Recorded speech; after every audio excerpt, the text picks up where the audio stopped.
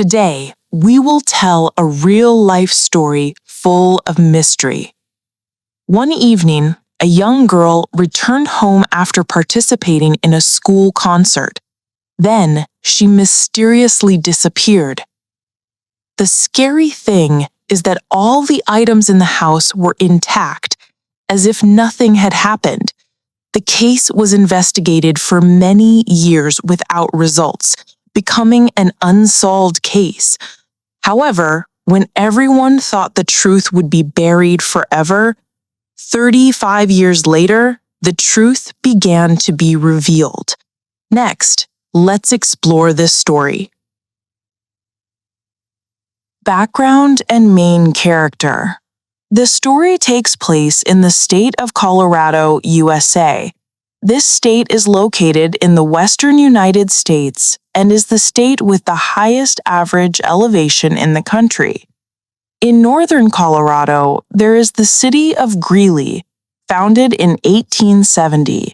The city belongs to Weld County, with an area of about 124 square kilometers and a population of over 100,000 people, data updated to 2020. The main character is Jonelle Matthews. She was born on February 9, 1972 in California.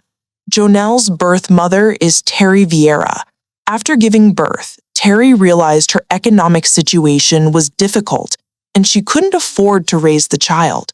To give her a better life, Terry painfully gave up custody. In Colorado, there was a couple, Jim Matthews and Gloria Matthews. They already had one daughter, but still wanted to adopt another girl to make the family more complete.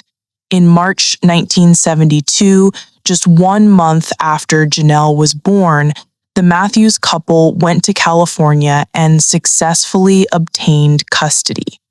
Jonelle followed her adoptive parents to Colorado. From a young age, Jonelle was smart, quick-witted, and always curious about everything.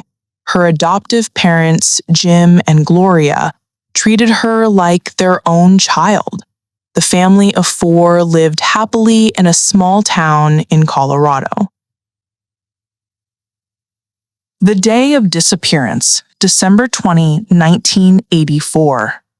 Time passed, and it came to 1984.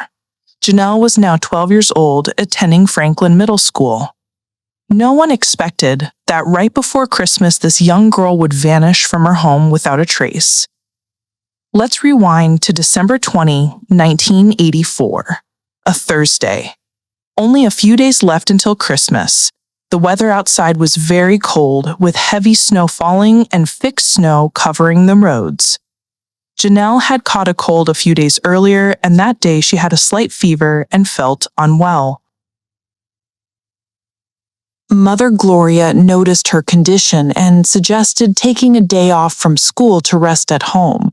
However, Jonelle objected. The reason was that evening, Franklin School was holding a concert. Jonelle was a member of the choir and would perform on stage. She had practiced for a long time and didn't want to miss it because of her cold. Jonelle convinced her mother that she felt better. She also said Christmas was coming, followed by a long holiday where she wouldn't see her friends. She had prepared gifts and wanted to give them personally that day. Under her insistent pleas, Gloria agreed to let Jonelle attend the concert on the condition that she return home immediately afterward to rest. Gloria had planned to go to the school to watch her daughter perform, but her own mother was seriously ill and needed care. These days, Gloria often went back to her mother's house. Therefore, she couldn't attend. Jonelle's sister, Jennifer, also had a basketball game that evening. Father Jim had promised to watch Jennifer's game, so Jonelle had to attend the concert alone, despite being sick without any family accompanying her. Even so, Jonelle was still very cheerful. She went to school and met her best friend Deanna. The two girls were very close, both choir members. They practiced one last time for the evening performance. That night, the concert went smoothly. Jonelle performed well and felt satisfied. After the show, Jonelle and Deanna went to the school gate to go home. At that moment, Deanna's father, Russ Ross, drove up to pick up his daughter. Seeing Jonelle standing alone, Russ asked if a parent was coming to pick her up. Jonelle said no. Russ thought it was dark and it wasn't safe for Jonelle to go home alone. He invited Jonelle to get in the car, planning to drop her off first before going home with his daughter. Around 8:15 p.m., the car stopped in front of Jonelle's house. It was still snowing. Russ and Deanna sat in the car, watching Jonelle enter the house. A moment later, the lights in the house turned on. They thought Jonelle was safe, so they drove away. They never imagined this would be the last time they saw Jonelle. Subsequent events and discovery of disappearance. Around 8:30 p.m., Jonelle was resting on the living room sofa. The phone rang. The caller was a colleague of Father Jim, the principal of a local elementary school. They wanted to inform Jim he didn't need to go to school the next day. After the call, Jonelle called her father to relay the message and confirm she was home safely. Afterward, Jonelle returned to the sofa. She felt cold, so she turned on the heater to warm the room. She also covered herself with her favorite shawl.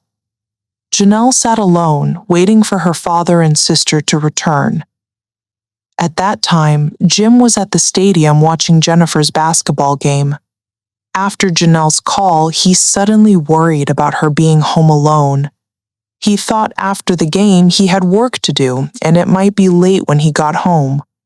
So Jim decided to leave early to check on his daughter. At 9:30 p.m., Jim drove home alone. He was surprised to see the garage door open, but no one inside. The living room light was on, so he thought Jonelle was there. Entering the house, Jim saw the heater on, Jonelle's shoes by the sofa, the shawl on the sofa, but no sign of his daughter. Jim felt strange. She had just called to say she was home, so why was she gone now? He went upstairs to check the bedrooms, but found nothing. Jim searched the entire house again, still no luck. At 10 p.m., Jim was upstairs when he heard the door open downstairs. Thinking it was Jonelle, he rushed down, but it was Jennifer, Jonelle's sister. The game had ended, and not seeing her father, Jennifer got a ride home from a friend. Jim asked Jennifer if she had seen Jonelle that day. Jennifer said no. Jim couldn't wait any longer and called 911 to report to the police. Initial investigation. At 10:15 p.m., police arrived to Jonelle's house a few minutes after the report. They listened to Jim and Jennifer's accounts, then searched the house again. Jonelle was indeed not home. There were no signs of a struggle, no blood on the floor, doors and windows intact, no evidence of forced entry. However, outside in the snow, there were footprints. The footprints extended from afar to the window. This indicated someone had stood outside the window, peeking inside. The footprints were deep and large, not from a 12-year-old like Jonelle, but from an adult. Otherwise, no other clues. Initially, police thought Jonelle might have been upset and run away. They investigated friends and classmates, but found no signs of running away. Jim pointed out Jonelle's shoes were still by the sofa, so she couldn't have left barefoot in the snow. After reevaluating, Police concluded Jonelle might have been kidnapped. They issued a local alert, calling for information. No signs of struggle, intact windows suggested Jonelle might have willingly gone with someone. Police suspected the perpetrator was someone she knew, so she had no guard up. They quickly suspected birth mother Terry Vieira. Since Terry had given up custody, she wasn't allowed to visit without adoptive parents' consent. Police thought Terry might have secretly visited and taken her. If Jonelle learned she was her birth mother, she might go with her. Police went to California to find Terry and monitor her. After investigation, Terry had no contact with Jonelle, didn't know about the disappearance, no unusual actions. Terry was cleared. Continued investigation and becoming an unsolved case. In January 1985, 1 month after the disappearance, Jonelle was still missing. Missing person posters were everywhere, and local residents knew about the case. They prayed in church for Jonelle's safe return. Adoptive parents Jim and Gloria said they wouldn't give up. Police promised to search with all efforts. In March 1985, 3 months later, the case caught the White House's attention. President Ronald Reagan mentioned the case in a speech, calling for attention and quick resolution. However, clues were lacking. Police received hundreds of tips, but couldn't identify a suspect. The case gradually became unsolved. In 1994, 10 years later, the court declared Jonelle legally dead. Jim and Gloria held a memorial service at the church. In 1997, they received a letter from Terry Vieira, Jonelle's birth mother. Terry had just learned of the disappearance and requested a visit. She hired a private investigator to look into it, wanting to know if her child was alive. Discovery of the body and suspect. Time reached 2019, 35 years after the disappearance. Jim and Gloria had retired and moved to the Philippines. Jennifer had married and left Colorado. The case remained silent. On July 23, 2019, workers installing an oil pipeline in Greeley, Colorado, dug up soil and discovered human remains at 4:50 p.m. Police arrived and secured the scene. The remains wore a tattered red shirt, had braces on the teeth, and had been buried for decades. Forensics extracted DNA, confirming it was Jonelle Matthews. The discovery site was about 24 kilometers southeast of Jonelle's home. Cause of death: gunshot wound to the head. Police reopened the investigation into the 35-year-old murder. From old clues, they focused on suspect Stephen Pankey, commonly called Steve Pankey, then 69, living in Idaho. He had been a candidate for Idaho governor.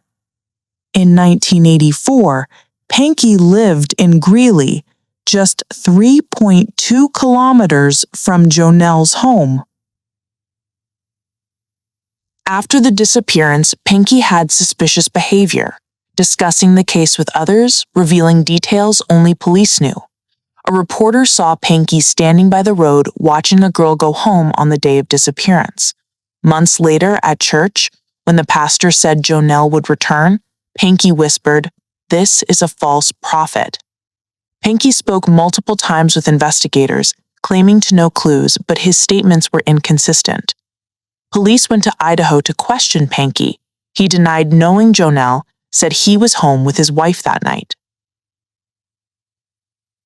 He claimed on December 21, 1984, the day after, he left Greeley for California to visit family, returned days later, and only then learned of the case.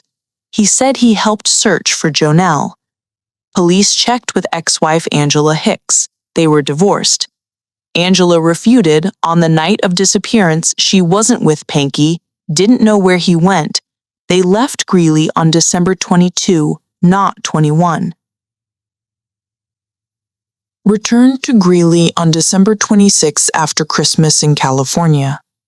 Angela recalled Pankey showed unusual interest in the case, constantly listening to radio news about Jonelle in the car, asking her to read newspaper articles about it at home. In 2008, their son was killed, and at the funeral, Pankey said, "I hope God doesn't let this happen because of Jonelle Matthews."